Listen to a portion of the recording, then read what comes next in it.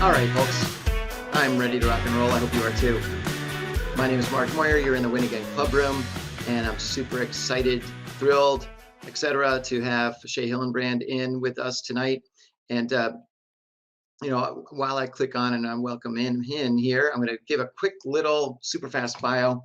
Number one, born and raised in Arizona, born in Mesa, Arizona. He played a couple of sports in high school, but actually his badass sport was soccer. He was the number one soccer player in Arizona and possibly the world. I don't know. But okay, anyway, but he ended up choosing to play baseball because that was his lifelong dream. He was drafted as a shortstop, I believe, right? But played third base and first base. They said, you know what? He ain't no Jeter. And anyways, was drafted with the Red Sox, played to the Red Sox for a while, was an All-Star in 02, was an All-Star in 05, retired in 07. And we're gonna talk about Against All Odds and the zoo that he set up back several years ago.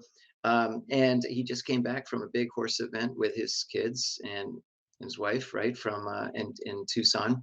And we'll talk about that in a second. But that's enough. That's all I'm going to say. The rest is we're going to talk. Ready? Shea, you were born ready, right? Absolutely, buddy. Thank you so much. I'm excited to share. Awesome. So first, tell me a little bit about, when you were, you were a great soccer player in high school and so forth, but what was it that made you pivot to baseball? I just played a plethora of sports. I was one of those kids that was always outside, throwing a ball against the wall, hitting a ball off a tee, kicking a soccer ball against the wall. I could not sit still. I was that kid that was always getting into trouble if I wasn't keeping busy. So school wasn't my main thing. I struggled in school because I didn't really care about it, but I always said that I'm going to play Major League Baseball. So I played soccer in soccer season, tried to play a little bit of basketball in basketball season, tackle football in football season, but I mostly gravitated towards the pendulum between soccer and baseball. But I grew up in Southern California, LA area, a diehard Dodger fan in the 1980s. And the consistency of that is you show up in the third inning, you leave in the seventh inning to beat LA traffic, and you listen to Vince Scully on the radio. But I'd sit at the top deck of the stadium with my best friend and my mom. We had season tickets in the top deck. And nice. I'd always say from 8, 9, 10 years old, I'm going to play down there someday. So inherently, I use my visualization. Visualization is the number one tool that we have, and so many people don't use, and they visualize the negative stuff. They visualize limited beliefs and fear, and all that self-doubt takes over. But I sat at the top deck, and I said, I'm going to play down there someday. I didn't care about the players, never got autographs.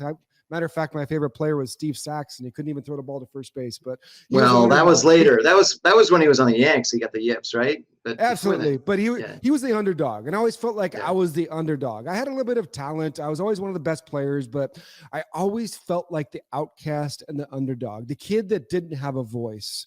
But I always engaged my senses when I was sitting at the top deck.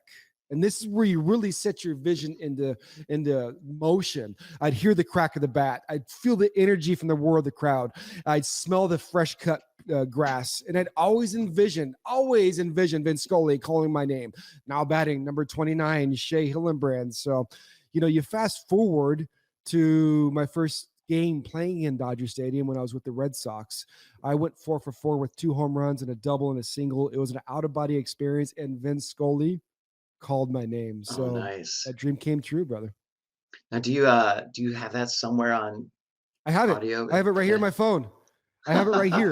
It's it was like a highlight on I think Fox Sports, because my last at bat I was going for the cycle, single, double, triple, home run. But my last at bat I ruined it. I needed a triple to go for the cycle, but I hit a home run almost out of the stadium. So nice. Well, you know what? If you thought about it, you stopped at third.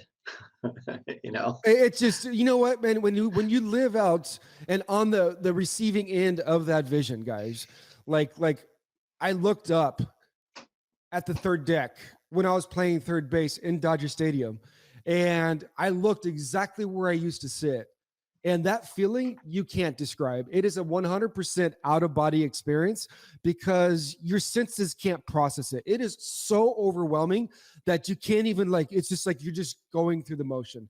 You're just walking out and intuition takes over. And it's crazy. I was always that kid that said, you know what, fifth grade, Mr. Murphy. Everybody laughed at my 2 childhood dreams when we had Dream Big Day. I was in the back of the class vigorously raising my hand, pick me. And he picked me. And I said, I'm going to play Major League Baseball and I'm going to own a zoo. And all my classmates laughed at me. And I took offense to that because that was my dream. But so many of us allow life to knock us down and kick us over and let other people influence us with the dream that we have. So there's so many people in this room right now that have a dream. And that dream that you can't kick, that when you go to bed at night and when you wake up every single day, and that dream or that vision is still on your mind and you can't kick it, even though everything that you try to do to try to get a normal job and try to fit in with the matrix of what society's doing and allowing society tell you what to do, that dream has been given to you to go out there and give the world, just like what you're saying, Mark. All of us are here, have a vision. But so many times we get derailed and life knocks us down and we're like, you know what? Life passed me by.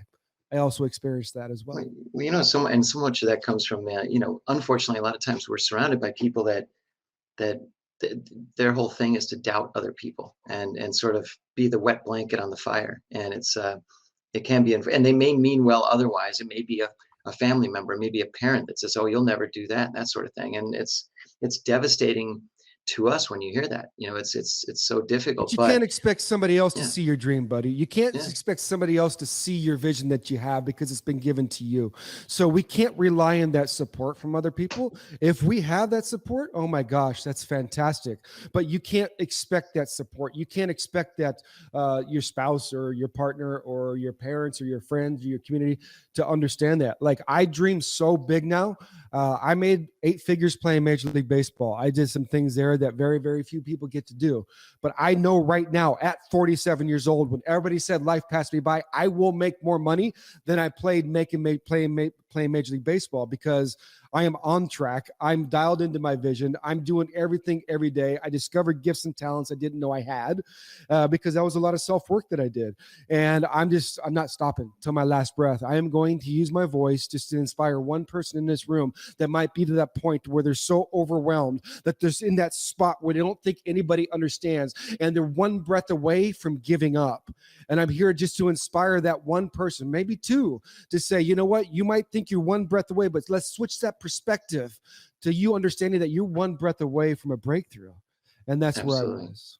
Well, we're going to talk about that in a second, but I want to just dial back for a sec to baseball, not because of the sport itself and going 4 for 4 and whatnot, but more so some of the relationships that you develop, but also some of the relationships that you will say undeveloped or whatever it might be, right? But tell me a little bit about, one of the guys that, you felt you were closest to, and sometimes, I've heard you mention Barry Bonds as somebody who you looked up to and as a sort of a positive influence upon you. But tell me a little bit about that relationship and does the public, is the public right with how they see him? Great question. Great question. If you guys see me looking down, I'm taking notes. I'm not distracted. I'm not doing something like you just said something right there that was pivotal, like a breakthrough for me. And what I wrote down was relationships I undeveloped. And that happens to a lot of us with our character that we've built, stuff that we've been through, maybe some bridges that we've burned, maybe some things, actions that we've taken, and we can't control the past. All we can do is look forward and forge forward and start to develop and create and build that relationship with ourselves first. So I undeveloped a relationship with myself. So thank you for saying that. So Barry Bonds, guys, you guys, when you're the best in the world at what you do, you deal with things that are very, very different than the rest of the world. And how we handle that and how people handle that is different across the board. Everybody's different. If you look at a Michael Jordan, if you look at a Kobe Bryant, if you look at a Dwayne Wade, if you look at a Tom Brady right now, and if you look at a Tiger Woods, if we sat all these guys down, and in my eyes, Barry Bonds is the best player that's ever played the game. And I'm not a sports fan. I'm not a baseball fan. And I'm not have any interest of debating that or negotiating that or whatever. I'm not here to say that. That's just my personal opinion from what I've what I was exposed to and what I saw. We need to understand Barry Bonds grew up in the clubhouse. His dad is Bobby Bonds. His godfather is Willie Mays. When he was at Arizona State, they called up the head coach at Arizona State and said, don't even think about teaching this guy anything about baseball or hitting, because we will pull him out of the school because we're teaching him hitting. So he sees a perspective and a lens differently than so many other people. The second person that comes to my mind is a Ken Griffey Jr. or the Boone brothers. But when you grow up in the clubhouse with your father being so successful, and you're in the major leagues at such a young age, and Alex Rodriguez, you're going to do things and act and be treated and pursue the world differently. And that's what Barry Bonds did. But I'm a person that I'll push through all that surface level BS. I don't give a dang. I don't care. I'm going to get to know people on a level, and I'm going to form my own perspective. It's very simple to form a perspective about the best person to ever play the game because of the actions that he took and what he was accused of doing. And the majority of the accusations that Barry Bonds was accused with are false. He never got caught for a drug test. You can leave that at that, but he never got caught for a drug test. So I can go on and on and on about, my perspective of Barry Bonds, and I don't think that's what we're here for. But Barry Bonds has the side of a clubhouse, 3 lockers to himself, and nobody went over there. Barry Bonds called that side of the locker the ghetto. And I had a choice when I was picked up by the San Francisco Giants, when I was designated by the Toronto Blue Jays. I had a choice when I walked into that locker room, that clubhouse. And this is what I want to share with you guys. There's a huge lesson in this message that you guys can take away and implement into your life. I was already my 6th year into Major League Baseball. I already had 8 figures in my bank account, 2 All-Stars underneath my belt. I could flipping hit a baseball. I was one of the best in the game at hitting a baseball. But I was always a student of the game, and I never stopped being a student of the game to the last day I swung a baseball bat and I hung it up and ran away from the game. So I had a decision to make when I walked into that clubhouse in San Francisco. I could form a perspective and say, forget this guy. This guy's an idiot. He's not a good teammate. He's a cancer to the clubhouse. He's all selfish. He doesn't care. But imagine the wealth of knowledge that this guy has to be the home run king. Oh, let's just scratch that. I don't care about home run king. The stuff that this guy did on a baseball field is superhuman. And I was witnessing it, and I witnessed it, and I picked the brain of this guy. What did I do? I did not judge him, because when you guys judge people, you in general, you lose out on an opportunity to learn from that person. So if the first thing that we need to do is stop judging people, because that's what we do in the Western world. All we do is judge people. Well, you lose out 100% of an opportunity to learn from that person, good or bad. Because Pedro Martinez told me that in the shower when I was going to big league camp, when I was knocking on the door. And I'm naked in the shower with Pedro Martinez. I'm like, oh my gosh, this is like Pedro Martinez. This is like the most intimate moment. And he says, let me tell you something, Shea. It's not how much you learn, it's how quickly you learn it is what gets you there. And you have to learn from everybody around you, Shea. You have to learn from the people, and you have to watch and observe. Close your mouth and observe. The guys that are doing stuff good, pick things out that they're doing good and try to implement that into your daily routine, into your habits. And the things that you need to do is watch people that are doing something bad and do and learn from the people that aren't having success and eliminate that inside of your daily habits, your routines, and your systems and your processes. This is something that so many people do not do, but this is exactly what I did. So I went over to Barry Bonds' side of the clubhouse, the ghetto, and I sat down next to him and said, this ain't no ghetto, dude. You don't know anything about the ghetto, Barry Bonds. You grew up in the clubhouse, bro. Your dad and Bobby Bonds and Willie Mays called your head coach at Arizona State, because I did my research, and they told the Arizona State head coach not to teach you about hitting because you're set apart. You don't know anything about the ghetto, Barry. And he's looking at me, like,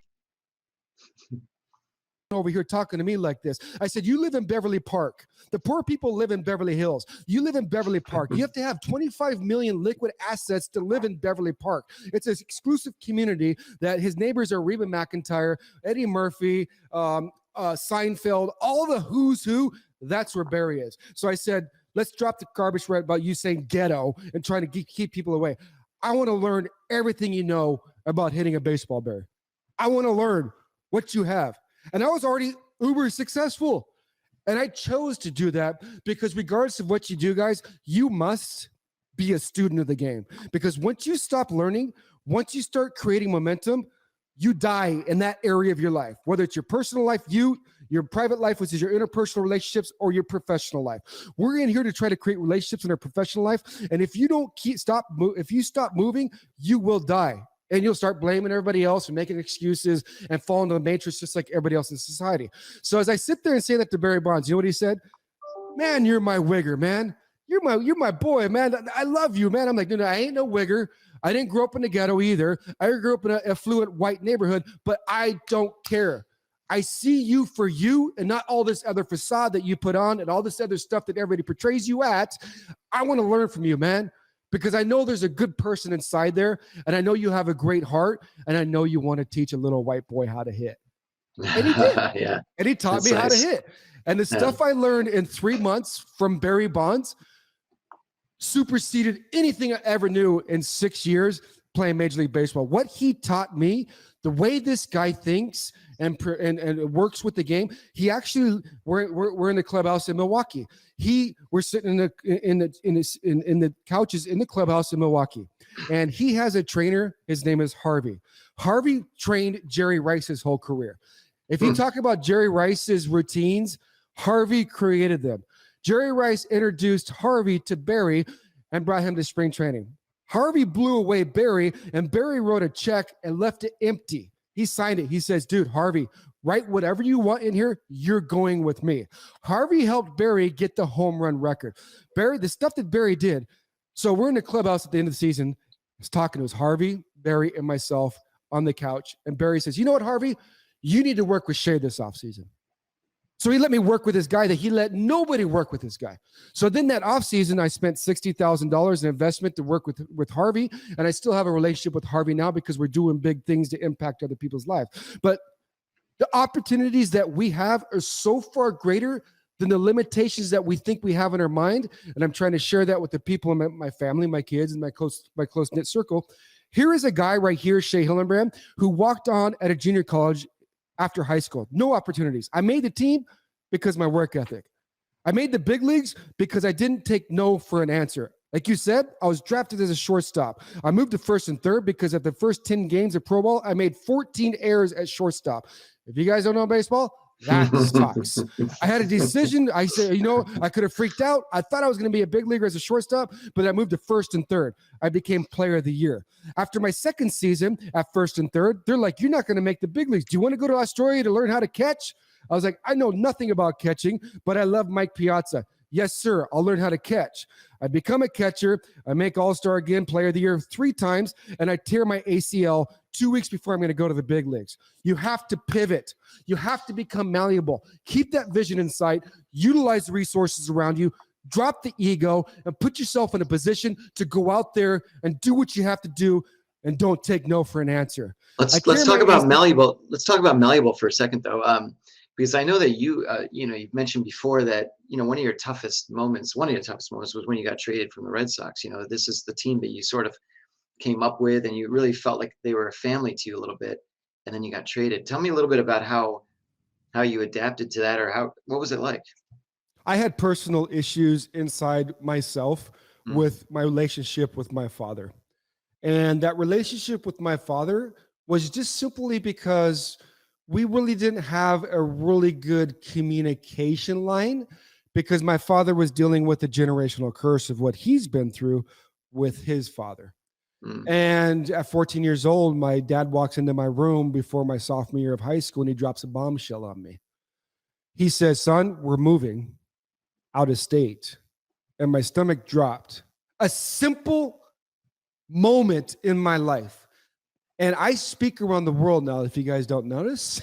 And I talk to so many people, especially professional athletes, that their mom's been in crack houses, their dad's in prison, they're bad, like stuff that they like insanity. But what I want you to understand is that the story that you tell yourself through the experiences that you have in your life is your truth of how you perceive the world. So my dad, when he left the room that day, after he told me we're moving out of state, The story that I told myself, how I interpreted and communicated that experience to myself at 14. I'm not lovable. I'm not good enough. My dad definitely does not love me. How can he move me from all my friends and sports at such a pivotal time in my life, which I thought was the world because you're a teenager, right? But it was nothing. It was minimal. I'm not lovable. I'm not good enough. My dad doesn't love me. So that's what drove me to the top. And I was drafted by the Red Sox. And I told all my friends I was drafted by the White Sox out of junior college. I had no idea what team I was drafted by because I'm a Dodger fan, right? So I go through the minor league system in 5 years. I was the first guy to go to the major leagues from AA for the Red Sox in 30 years. This last guy to do it since me from AA to the major leagues is Jackie Bradley Jr. I bleed to this day, Red Sox red. I am all Red Sox player. Passion, energy, drive. I am what it's been my whole career in Boston. And then after my second season of becoming an All-Star, I was the first person Theo Epstein ever traded as he became the general manager. That was ripping open that wound again. You're not lovable. You're not wanted. Don't you guys see what I've done for this organization? I was leading the team in RBIs after 2 months, 49. Manny Ramirez had 47. I was hitting 7th. I had little girls in the stands. Will you marry me, Shea? Autograph signings in Boston, $10,000 an hour. Don't you see what I do for this organization in this city? Like, I am Boston. But I didn't realize it's part of the business because of that internal struggle that I had with stories throughout my life and experiences of what I was telling myself on a daily basis. When I walked onto that field and hit the game-winning home run off Moyer Rivera, the first Red Sox player to do it, I thought I sucked. I thought I wasn't good enough. I was trying to prove my worth to the world. I was trying to stroke my ego because I was filling the gap, because that's what all of us do, especially in business. You're stroking your ego when you do something or giving something. That's not going to work. Because when your ego is filling that gap, guys, what happens is you can never find sustainable success and you'll never find fulfillment through the process. Your life will end up in a bombshell some way, somehow. Now, I will go on all night, dude. I'm sorry. I'm just trying to shop so I can stay on track with you. Obviously, as you guys can see, I'm very, very passionate about this, and I love doing this stuff. So I want to make sure that I'm answering the questions that you. I didn't really pick up on that, but anyways, so here you are. I'm fast forwarding a little bit. You're 32 years old, and it's you decide, okay, well, I can play till I'm 40. I can play, but I don't want to anymore. And tell me a little bit about that. I don't know if it was a question where you woke up one morning and said, that's it, or if it was something that was building up over time. But tell me a little bit about that moment, the decision to quit, and then sort of the subsequent few months and what got you then into Against All Odds and so on. There was a defining moment that made me quit that not many people know about, and something's telling me to share it with you guys here because I want to be able to. It's very interesting. My son was bit by a monkey, and I couldn't leave anymore. Yes, you guys heard that correctly. My son was bit by a monkey in my backyard. That happens pretty often. Yeah. And, my nanny calls 911. I'm not even at the house. I'm off training because I have my own property, my own training facility. I'm training, and my nanny calls 911 because my son's arm is flayed open. He went in the enclosure with his mom, and obviously not many people get bit by a monkey. And that just throws off all the police scanners. And then they Google the address, Shea Hillenbrand's address, all over the news. Shea Hillenbrand lets his son play in the backyard in a monkey gym and gets bit by a monkey. So that was very, very devastating for me at a time where I was extremely lost in my career and extremely lost internally as a person. I was flying private jets. I had 3 mansions, 6 cars, 300 pairs of shoes on top of the world, apex the mountain. And I was doing something that very, very few people get the opportunity to do in the world. And I was actively living it out full time with $20 million in the bank. I have anything and everything you could ever imagine in the world that I ever wanted. I'm living it out actively at full time, but I don't have fulfillment. And I have pain driving through my whole system, internal pain, because of stories that I told myself year after year after year that stemmed from a couple of specific experiences in my childhood and in my adolescence with my father. Like I said, my father wasn't anything crazy. It was just specific experiences that really hit home with me that drove an identity that I was trying to fill because of what I went through. So when I was on top of the world in the prime of my career, I was numb to everything and everybody around me. it was the most scary place to be in, because you think that the success and the status and the ability to go to the top is going to fulfill and going to get that pain to go away. And let me tell you guys, if there's people in here, and I believe there's people in here because Mark kind of briefed me, if you're around professional athletes, if you're around successful people, let me express to you that we're driving and we're running from pain.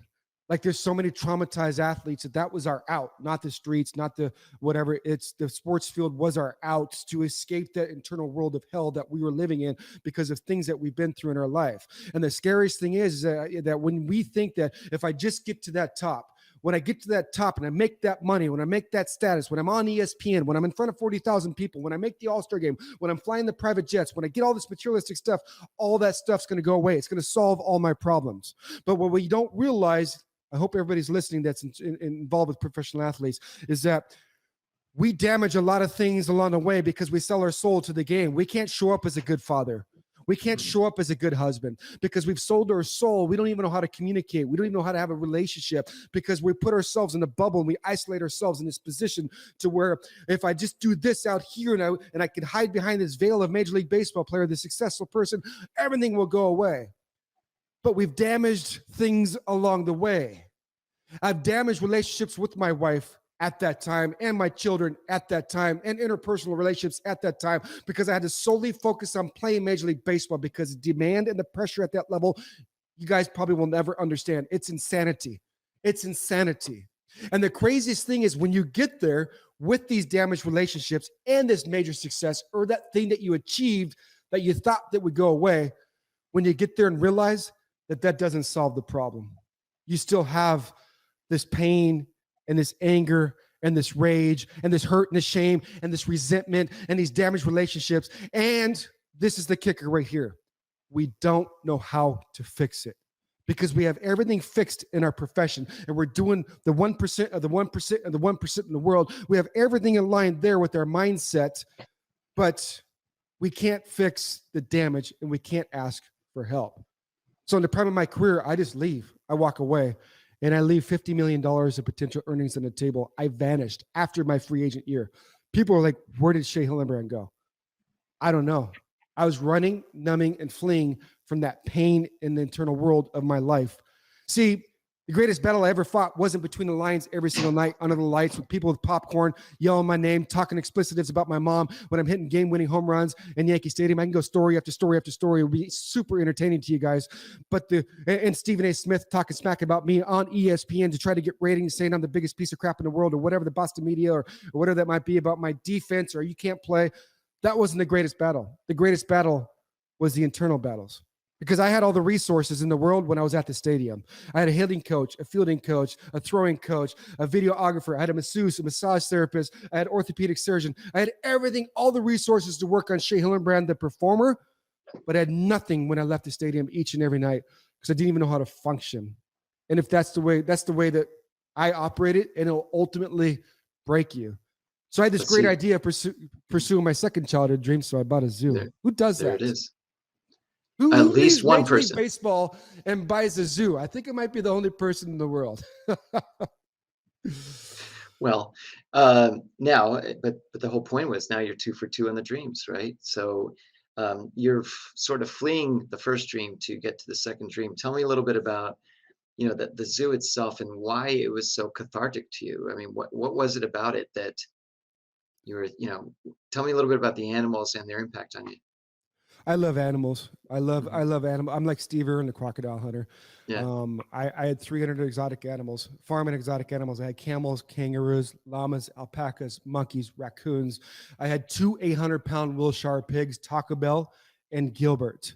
800-pound. Those are the pigs you eat. I had a pimpin' pig house that I built with air conditioning so they wouldn't slop in the mud, and they come out with Trace, the 3-legged goat. I had a CNI pony for a blind horse. I had a Holstein cow. Those are the black and white ones that you milk. His name was Biggie Smalls. He was 6 feet tall. I had a miniature donkey. Guess what his name was? Tupac. They'd have coast-to-coast wars at night. We'd have to separate them because they'd go crazy in the petting zoo at night. But I had a vision. I had a vision of rescuing and rehabilitating these animals with unconditional love and putting them in a petting zoo environment and really affect inner city disabled and child crisis children in my life. I always wanted a raccoon. On one Sunday, I had a raccoon. A lady called me and said, I got 2 raccoons that I need you to rescue. They were in a tract home in Gilbert, a normal neighborhood. And I walk into this house and a skunk meets me at the front door. And 2 raccoons are in the bedroom in a big enclosure. I love raccoons. I always wanted a raccoon. I was so ecstatic. And the lady said, hey, that's Waldo the male. This is Duchess the female. You need to be careful. I can't be in the room when you open the enclosure to put them in a little dog crate to transport them to your zoo, because if you open the enclosure with me in here, Waldo will freak out. So she leaves the room. I open the enclosure. I'm face to face with the raccoon. I've never been around raccoons. I don't know anything about raccoons, but I learned real quick. I put my hand in and was like, hi, Waldo, how you doing? I love you. And the damn thing latched onto my forefinger and serrated it. And I was like, holy crap. It was actually this one right here, the whole back of my forefinger. I was like, holy crap. What do I do? Process it real quick.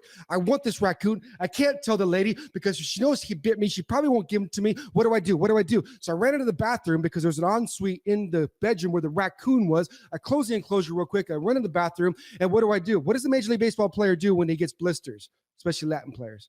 They pee on their fingers because pee is sterile. So I'm in the bathroom peeing on my finger, blood's dripping into the toilet, and I wrap my finger up real quick in the toilet paper. I shove it in my pocket. I continue on with my mission. If you guys have that mission in your mind, do not let anything derail it. Figure it out. Don't stop, because everybody's trying to stop you.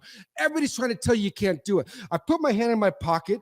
I go into the enclosure in the bedroom. I whip open the top. I grab the raccoon by the scruff of the neck, and I said, I'm done being nice. Get your ass into this cage. I threw him in there, through the cage. I walk out. I got my finger bleeding through my pocket. I kind of turned my leg to the side so the lady couldn't see it. I was like, nice to meet you. Waldo and Duchess are great. They'll be in great hands. We zoom out of there and we go down to the zoo and we have a great time, happily ever after. That's my story about sticking to it. I'm telling you, dude, my life I'm just is imagining crazy. that. I'm just well, I picked up on that, but I'm imagining this finger. And all right, so how's so you have this zoo.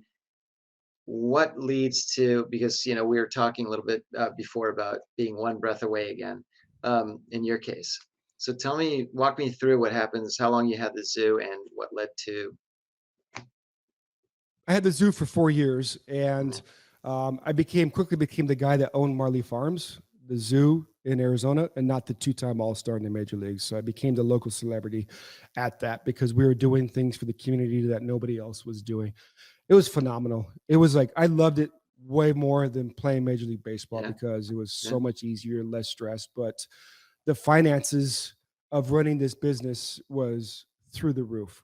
Like my bank account was just dwindling really quick. I couldn't trust nobody. I wouldn't listen to anybody, because when you play Major League Baseball, you have to think for yourself. You have to do it yourself. If you don't look out for yourself, if you don't figure it out yourself, you will never get there and you'll never sustain a job at that level. That's just what the environment breeds. Your teammate, he's not looking out for you. The manager, the coach, the hitting coach, they're not looking out for you. They're looking out for their own job because there's very few jobs at that level. So what happened is I didn't trust anybody, and I was like, I got to figure this out. So I gave myself 2 options. I'm either going to be on top with this or I'm going to be on the street. There's no in between. There is no wavering. There's no listening to anybody. I was going to do it my way because that's how I did my whole life and allowed me to get to the top. And when you do it your way, you're really limiting your options. I rescued and adopted out over 1,000 dogs in 4 years. It was fantastic, the stuff that we did there. We had the farm animals. We had the exotic animals. I had inner city disabled and child crisis children come out. It was just mind-blowing. The stuff that happened at that zoo superseded anything I ever did on a Major League Baseball field. Children's lives were being transformed on a daily basis. What these animals did that I gave a second chance was just magical. What I saw there was priceless, but it didn't help. See, the glory, the fame, the success, the status, the money on Major League Baseball, giving back and helping animals and doing this. I had a heart of gold and I wanted to give, but I couldn't give because I had nothing to give. And what happens when you have nothing to give, even though you want to give, your ego fills that gap, and your ego is self-serving. So when I was helping the kids, I want to give you guys real talk. I'm not going to sugarcoat anything. When I was helping the kids and the animals, I was stroking my own ego. Don't you guys see what I was doing? You know, I helped that kid and that animal. That's the conversation I had with myself over and over just to try to survive. And this happens to so many people at that level of having success that we lose ourselves along the way. Even though we're doing philanthropical work, we lose ourselves. And if we're not doing these self-work and self-help and filling ourselves up to give, you will deplete yourself and you'll end up in a very desperate place. So I lost everything in my life. And after those 4 years, 8 years ago, which is 4 years after, man, I lost my farm because I got divorced, everything in my life, everything was disbanded.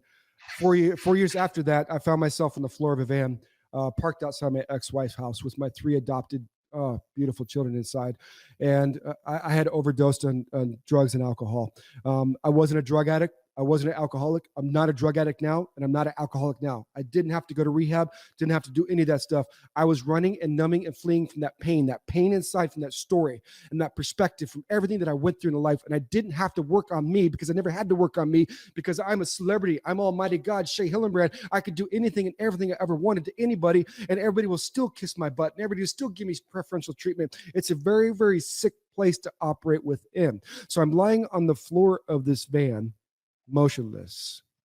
Here lies a guy that so many people envy. And as the soul's leaving the top of my head and I'm clinging onto my last breath, all by myself, with nothing left in my life. I've burnt every bridge. I've showed up as a horrible father. I have nobody else around me. I'm by myself living in a van 8 years ago. And the thoughts going through my mind might be similar to the thoughts that some people are going through their mind right now in this conference. Mhm. I'm a loser. I lost everything. I'm a failure.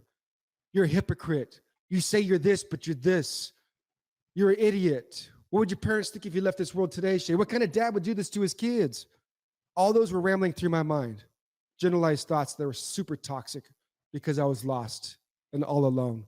And my answer to that was, I don't know. I'm nothing if I don't have baseball. I had sold my soul to the game, and the game had become my name. And this is what happens to so many professional athletes as we're just trying to live out our childhood dream and do that. And everybody thinks our life is just perfect and dandy because we're doing it on top of the world and we can perform. But a lot of us are going through the same things that you guys are going through. So I let go. I don't know if I died or if I fell asleep. Well, I know what happened. I know the ending to that story. So tell Me me too. what, yeah. Well, tell me a little bit about that. I mean, look, obviously, chapter 2 or chapter 12 or whatever the chapter is, We're on but tell chapter me 4 right now, brother. 4. Got it. Okay. 4. So 4 comes along. But anyway, so the all that stuff's now hopefully, a lot of that was in the rearview mirror. But now tell me, going forward, what was that moment like where you said, okay, now I'm here. This is my mission. This is what I'm going to do. I'm going to impact others. Well, I didn't really have a choice. So by the grace of God, I woke up the next day and the sun peered through the front windshield of my van. And when I came to, I didn't have any side effects, no Mhm. nausea, no headache, no nothing. It was Hmm. really, really eerie. It was an aha moment. I say it's a Hmm. divine intervention because Yeah. I believe in Christ, and that's where we'll leave that. And when I came to, I realized that, man, I should either be dead or in the hospital with the alcohol and the drugs, whatever I consumed the night before. Right. They're mostly sleeping pills and Adderall and this, prescription drugs. It wasn't like cocaine or meth or I don't know, heroin. I never did any of that stuff. Hmm. And when I came to, I said, dude, like, I got to make a decision. I have to take back control, and I have to start owning my life. Like, I am at a point to where I can't do anything else. My other option is just to just do yourself in. And that wasn't Right. ever an Right. option for me. I Right. never wanted to, and I don't think about committing suicide, but I have to take it. And that's what we all have to do. We have to own and take back control of our life and what we do. If we want to show up as a better husband or a partner, if we want to show up as a better father, if we want to show up as a better business owner, entrepreneur, you have to take control of you. And through that 7-year process after that, I just started taking one step at a time. I had to start off in level 1. And when you're on Hmm. top of the world and have so much success, it is very difficult to start off on level 1 again, because you've scaled so much and been through so much to get to the top. You're like, dude, I don't want to do it again. And I know the cheat codes. I know the cheat codes to have success again. If I just make another 100,000 or 6 figures or 7 figures or whatever, I could do that in a heartbeat. But I couldn't do that. I had to start off on level one. And I want to encourage all you guys, you have to start off in level one with yourself, not your business. We put everything in our business. We have to start off at level one in ourselves to tap into the abnormal that we have to become the greatest version of ourselves to achieve that vision that's been put inside us. Level one for most of us is stop the bleeding. What does that mean? We have to stop taking the actions, the rituals and routines that we do on a daily basis that bleed us out. For me, pornography. For me, promiscuousness. For me, sitting around eating. For me, not taking action. I had to go and do productive things on a daily basis to get moving, to get into momentum by stacking little wins on top of each other. What I realized through that process is I had zero self-worth, zero self-confidence in me, the person. I can hit a baseball still to today. It's easy. I could do it in my sleep. I've swung a baseball bat 2 million times. I could teach it. I could do it, whatever. But as a person to sit down with myself quietly, I couldn't do it. So I had to start off in level one by getting credibility with myself. How did I get credibility with myself? By stacking these little wins. I had to start keeping the promises to myself. When I said I was going to wake up at a certain time at 7 a.m., I got up at 7 a.m., regardless of what my mind said. I implemented routines and systems and processes to get myself up. And then when I got up, I had to create a system and a process and a routine like I did on a Major League Baseball field to make $20 million and crack home runs in Yankee Stadium. I did the same thing in my personal life because I had to. Before I didn't have to, and I could get away with whatever I wanted to do. Yeah, yeah. So when everything was stripped from me, I did that. And then I had to stand on guard of the language I was having with myself. I was like, dude, like the most important conversation you guys will ever have is a conversation with yourself, not anybody else.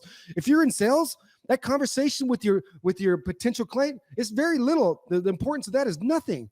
The conversation you have with yourself is way greater because that's the foundation of who you are. And then I had to create a new belief system outside of baseball. I had to audit all this, guys. I had to look in the mirror. And that was so difficult for me because I never wanted anybody to look at me in my eyes because I didn't want them to see this shattered soul. I viewed that as a sign of weakness. I viewed that as a sign of vulnerability. And I never want anybody to see this because they might not think I'm a god anymore. So I had to start creating a new belief system with who I was outside of what I did. And I just worked and worked and worked. And I showed up every day.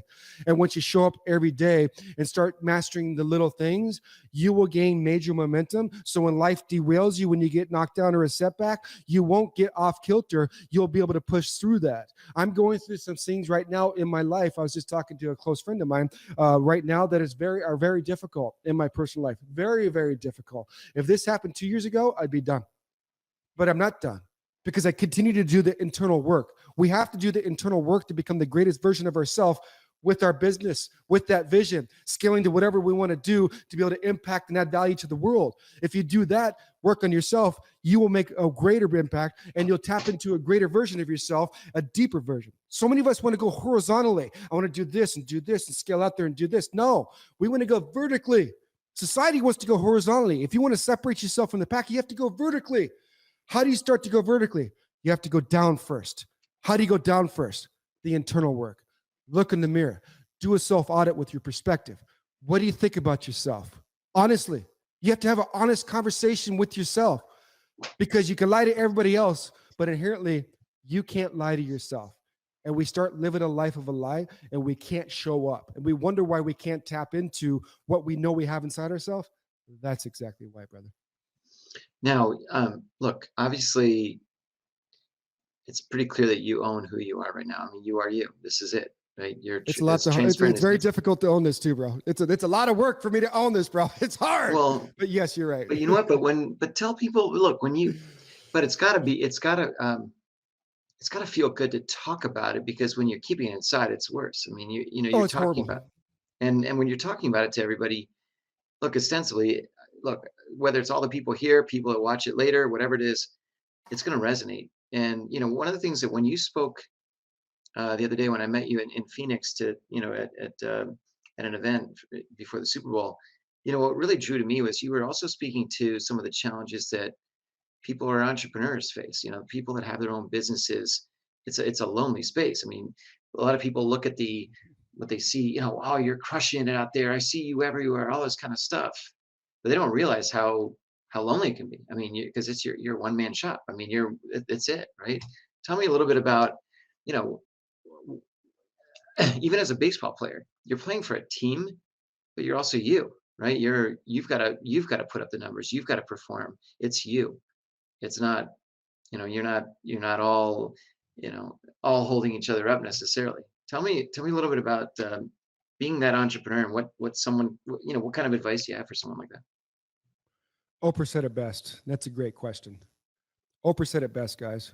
You're in charge of filling yourself up and keeping yourself full. Nobody else can. Yeah. You cannot and you will not weather the storms. And we have a close friend going through it right now, right? There's a storm in his life. He will not weather the storm. We will not weather the storm. None of us, if we don't do the things on a daily basis to fill ourselves up. What does that mean? What are the things that you need to do? Diet, exercise, and sleep. Those are 3 simple things that we could focus on to get ourselves in the right position. If we are moving, we will train and retrain and take back control of our mindset. We need to take control of our mind, and we need to tell our brain what to do rather than allowing our brain to tell us what to do. And we need to exercise. You got to understand your diet. You have to start auditing what you're putting in your mouth. Like you said, I have the light right here. Thank you so much. It's the most amazing thing ever. But we got to do the things that we need to do on a daily basis to fill ourselves up. You must also, Oprah said it, you must work harder on yourself than you do your business. It is so hard for us to do because we have so much pressure. We have so many responsibilities. We have to pay the mortgage. We have to provide for our family. We have to put food on the table. We have to keep going. We don't know when our next paycheck's coming. These are pressures of the industry or the lane that we chose to operate within. If you don't do the things on a daily basis to fill yourself up and know how you function, then you'll never win. It's the simple things. It's the small things that we must master. So what I do, I work on the things on a daily basis. There's no wavering. I have, what are they called? Non-negotiables. There's non-negotiables in my life. I do a lot of traveling when I speak and do things. When I get to the hotel, I'm working out. I got to find a way to work out. I got to pre-plan my meals because I will eat the heck out of chicken wings and I'll eat fried food and I'll just do whatever because this is how I am. I am inherently lazy. I understand that if I do not keep busy and keep on track, I will get in trouble. My mind will get toxic. So I have to make sure, that's not everybody. So the sooner that you find yourself out and understand how you function, because we all function differently. I can't expect you guys to do the same thing that I do because it would drive you nuts. So what are the things that you do? I go on a trail run. I get up every day and I go through my routine. I take my dogs on a walk. I spend quality time with my family. I do work every single day on my business. I'm just doing it every single day. I'm showing up and I'm showing up with intention in my personal life and in my professional life. You have to show up with intention. Showing up is not just good enough. Everybody shows up. You must show up with intention. You must be intentional with what you're doing. How do I do that? You shift your focus from a generalized focus, all these thoughts, all these things going on, all these pressures, to a specific focus. How do I switch my thoughts from a generalized focus to a specific focus? I have a system or a process in place with everything that I do. Why? Because the uncluttered mind is systematic. I know we have a gentleman in here that was in the military. The military does this. Why? Because it's life or death. You have to let your intuition kick in or else you will die. In a baseball field, I have to have intuition kick in, so I have to have my focus specifically on one thing or I will fail in front of 40,000 people. The same thing with our business. You must show up with intention. You have to show up with focus, have a system and process in place, and you analyze that process after you implement it. Right? So after I achieve a task through a system that did I fail? Okay. If I failed, what did I do? How could I make that 0.1% better to adjust that approach and then refine it and then deploy it again? If I had success at it, okay, this is going pretty good. Okay. Let's keep this intact and let's keep that momentum going.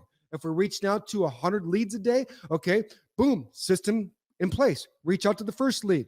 After that first lead's done, boom, I readjust the approach. Man, now I got 99. Doing 1, 2, 3, 4. Boom. After that, how'd that one go? Maybe I can refine this. I failed. Okay, let's extract a learning lesson out of that, and then let's deploy it again. Formulate a game plan and deploy it. Boom. Now I have a different mindset. I have 98. And if you do that, all of a sudden you'll get immersed into the process, into the moment with your focus, zero distractions. Time will expand, and all of a sudden you'll be at 54 leads. All of a sudden you'll be at 20 leads. You know what happens after that? Your self-esteem will go up. You get confidence. Confidence demands evidence. I'm telling you guys in a business space exactly how I mastered hitting a baseball. I hit 310 for the D-backs in 2004. I had 580 plate appearances in 6 months in front of the world. That means if I hit 310 out of 580, I failed 400 times out of 580 and hit 310 and made millions. How do you keep the focus from failure to failure to failure to create resilience, to keep you in the game with intention? You must create intention. Showing up isn't enough. The game will crush you. Yeah. So tell me a little bit about, I see the logo on your hat. Tell me a little bit about that. Oh, I was walking through my petting zoo when I was losing everything, and I had an audible voice go over my head, and it said, use your voice to help other people find their voice, Shea. I correlate that audible voice to the Holy Spirit. And I'm like, it stopped me in my tracks as I was losing everything in my life. And I was like, how can I use my voice to help other people find their voice? I don't have a voice. But what I didn't realize what would happen over the next 4 years of my life. And we'll talk, because I'm an open book. I had 3 kids, and I couldn't even think about my 3 kids when I was going through hell. That's how effed up my life was. I couldn't even think about my kids. I was numb to everything and everybody around me. All I can cling to through that hell part of my life was, once I get through this, I know I'm going to use my voice to help other people find their voice. So this is 2V's Apparel, voice to the voiceless, and we're just trying to help other people find their voice. The voice, you might ask, is your gifts, your talents, your dream, your vision, your purpose, calling, whatever that might be, your lane, whatever that is. I want to help people get out of their own way, bust through that glass ceiling that we have on top of our head, bust through those limited beliefs, bust through that BS, unravel the shackles of the status quo, break out of that internal zoo that I was in, right? The internal zoo, because I love animals, and say, you know what? I am here. This is what I need to do. This is the lane I want to operate in. Stay in this lane because there's zero traffic in that lane. So that's what 2V's Apparel is. Nice. I like it. I like it. Now, going forward, what's the mission? I mean, I know you want to get this word out there and so forth, but tell me a little bit. Is it just strictly speaking? I mean, what do you want to do? I speak, I teach, and I coach. When I say coach, I do not coach baseball. I can care less about baseball. I will coach inside the realms of baseball, youth players, professional players, college players. I'm working with a college player right now, but I work on the mindset stuff that I had, that I mastered the game and help them understand that they will not fall victim to the game. So I speak, I teach, and I coach. I teach like this. I teach in rooms. I teach in seminars. I teach in masterminds. I have courses that I help people with. I have private Zoom calls with clients. I had one today with a client. And then I coach. I coach people to master the internal game so they can win in all areas of their life, so they can define success with true meaning. Because if you don't understand how to create true meaning with the success that you have, it's not going to work. And everybody defines that success by themselves, individually. When's the book coming out? And the movie? I'm in the process of writing a book right now, and it's driving me nuts. So I'm doing a book right now with Mark Victor Hansen, Chicken Soup for the Soul. And after that comes out, the vision is to turn that into a movie, because I have the trifecta. I have the credibility with playing Major League Baseball. I have the creativity with owning a zoo, and I have the love story at the end with my wife coming in. And at the end, ultimately, this is what I've been put here to do. I thought cracking home runs was the apex of doing it, and look at me. But the feeling that I get now walking off stage and coming off calls like this is just absolutely mind-blowing for myself. So I'm very grateful for the opportunity that you gave me with your space to be able to share, brother. Well, no, I truly appreciate it. And listen, it's funny when you earlier said, you talked about judging people and you formulate your own opinion. And I sort of say it semi-jokingly, but I'm in New York City. So, I openly judge. I judge everything and everybody instantly. And it's my own opinion, but I'm a judger to an extent. I think we all inherently are, brother. I think yeah. we all inherently are. Yeah. So, but what I'll tell you is that I've seen, I don't know, hundreds of athletes and celebs and this and that speak. And, when I heard you speak the other, couple weeks ago, I didn't give a crap that you were Shea Hillenbrand, the baseball player. I cared about your message and how you're saying it and sharing it. And it really resonated. So that's why I wanted to come in here today, because it's not, maybe some people came because they said, oh, wow, I remember that guy. He was a good hitter, this and that. But I wanted people to hear this, and this was fantastic. I truly appreciate it. And, I'm going to ask you a quick question that's going to maybe throw you off a little bit, maybe not, but you can handle all this stuff. Give me 3 people right now, alive or dead, that you'd love to have dinner with. Michael Jackson, Garth Brooks, and who else? Tony Robbins. Tony Robbins, really interesting. I want to be. I envision myself making an impact like he does. Every time my wife goes out of town, she works on business and banking. I throw on the Netflix "I'm Not Your Guru" by Tony Robbins, and I freaking tear up in my bed and cry. And like, I want to do that. I want to help people's lives. But most importantly, I want to meet the version of myself in 5 years. Yeah, That's who I want to meet. Yeah. Is the version of myself in 5 years. 2 things that came to my mind and that I'd really like to share. Actually, one, because I can't remember the second. Maybe the second will come to me, because my mind is like, stuff just gets downloaded and I just try to share it. But the first thing is that what I discovered through my process and the studies that I do and the people that I help, and from my own story, the number one thing that people are addicted to is not food, is not drugs, is not whatever. It's the story that they tell themselves every single day. And the story that you tell yourself right now is what's limiting you from achieving and getting that momentum and that goal. So be on guard with the story that you tell yourself. And the second thing just came to my mind, so I'm glad I remembered it, is the number one person that I always judged. And I think the number one person that people in here judge is themselves. We got to give ourselves grace. We got to give ourselves credit. And once we do that, and once we start falling in love with who we are, what we do, guys, is we open our heart. My heart was so hardened over the years that I can never connect with anybody. I was the angry guy that was very successful. But once I did the work and softened my heart, this is what you guys see today. What separates me from the other speakers that you might come across? I just speak from my heart. And if you want to make an impact in your business with your product or your service, I guarantee you, when you get in contact with your heart and you open up yourself and discover your true gifts and talents, you will break every barrier that you even thought. I would challenge everybody in here that your dream and your vision is too small. 100x it, double it, because that's what's possible. I shouldn't be sitting here today, guys. And if I think about it, I'll become emotional and probably start crying, because I am so grateful to be where I am. I'm not proud of playing Major League Baseball. I can give 2 craps about that. That just gives me opportunities. But I'm so proud of beating that delta, of having everything in the world and being one breath away and coming back. Because I have 5 friends that went through very similar things that I went through, and they took a pistol and they committed suicide. So if I can offer anybody encouragement to say, you know what, work on yourself, open your heart, put people around you that will help push you towards what you're trying to achieve. And you will not just achieve, you will bust through and surpass anything that you ever thought was imaginable. I'm doing it right now. Thank you, man. I'm going to leave it there. I'm going to leave it there, man. That was fantastic. Thanks so much for being here tonight, Shea. I really appreciate you sharing your time and your message and your mission and your story. It's obviously we haven't played baseball, we haven't done this, we've all had our own separate stories, right?